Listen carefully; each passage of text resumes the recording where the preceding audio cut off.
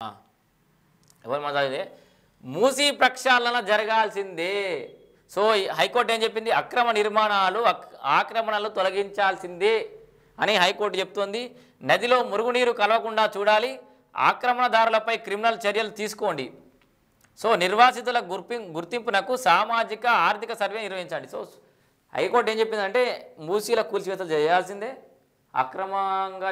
ఆక్రమణదారుల మీద చర్యలు తీసుకోవాలి, క్రిమినల్ చర్యలు తీసుకోవాలని చెప్పింది. దాంతోపాటు నిర్వాసితులు నిజంగా ఏళ్ళ నుంచి ఉండి అన్ని పట్టాలు కాగితాలు అన్నీ ఉండి నిర్వాసితులు ఎవరైతే ఉన్నారో వాళ్ళపైన సామాజిక ఆర్థిక సర్వే నిర్వహించి పేదలకు ప్రత్యామ్నాయం చూపెట్టాలి.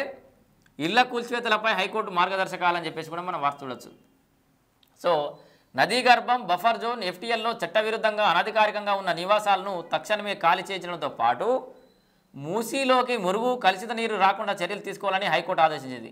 మూసీ పునరుజ్జీవంతో ప్రభావితం అవుతున్న వారిని సమగ్ర సామాజిక ఆర్థిక సర్వేతో గుర్తించి వారికి ప్రభుత్వ విధానాల ప్రకారం సరైన ప్రాంతంలో వసతి కల్పించాలని, తగిన పరిహారం చెల్లించడం ద్వారా భూములను సేకరించాలని మార్గదర్శకాలు జారీ చేసింది.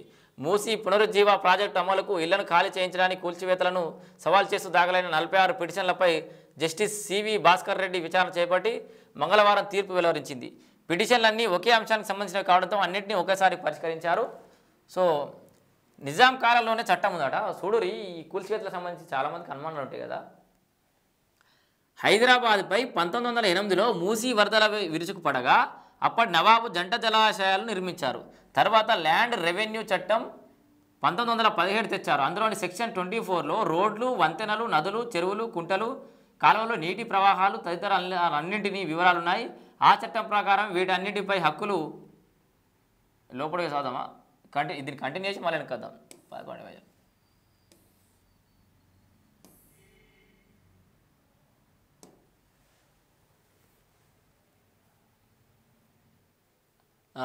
ప్రభుత్వానికే దఖలు పడ్డాయి.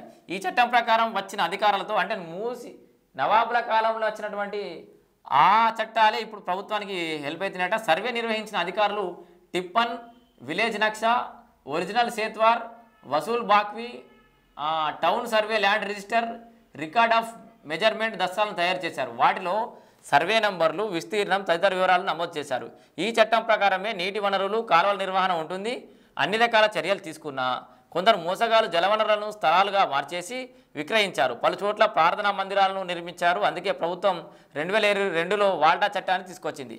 నీటి సంరక్షణకు మిషన్ కాకతీయ అనట. నీటి వనరుల పరిరక్షణలో భాగంగా పూడికతీతో పాటు కట్టలను ఏర్పాటు చేసేందుకు ప్రభుత్వం మిషన్ కాకతీయ పథకాన్ని చేపట్టింది. దేశంలోనే మొదటిసారిగా 48,000 మేజర్ మైనర్ చెరువుల్లో పూడికతీతను దశలవారీగా చేపట్టింది.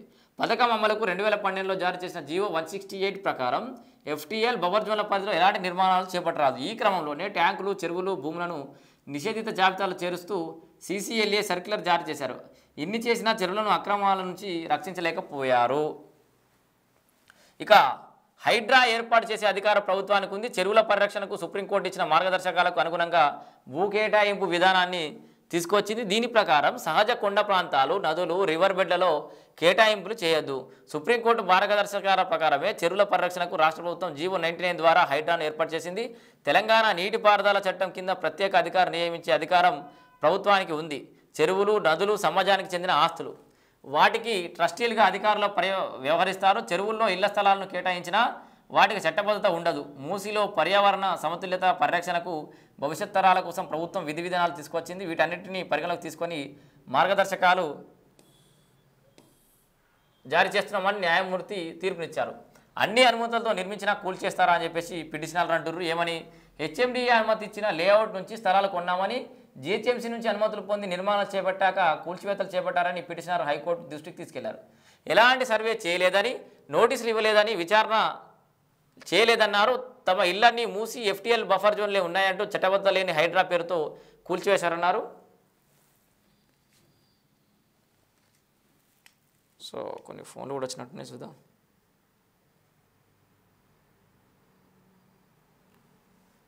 కూల్చివేశారన్న ఒకవేళ నిబంధనలు విరుద్ధంగా నిర్మాణాలు చేపట్టి ఉంటే జిహెచ్ఎంసీ మాత్రమే ఇళ్లను తొలగించాలన్నారు. సమ్మతి తీసుకుంటే తరలింపు ప్రభుత్వం అంటే వాళ్ళ సమ్మతి తీసుకుని తరలించమని చెప్తుంది. సో మొత్తంగా మూసీకి సంబంధించిన వార్తనైతే ఇట్లుంది.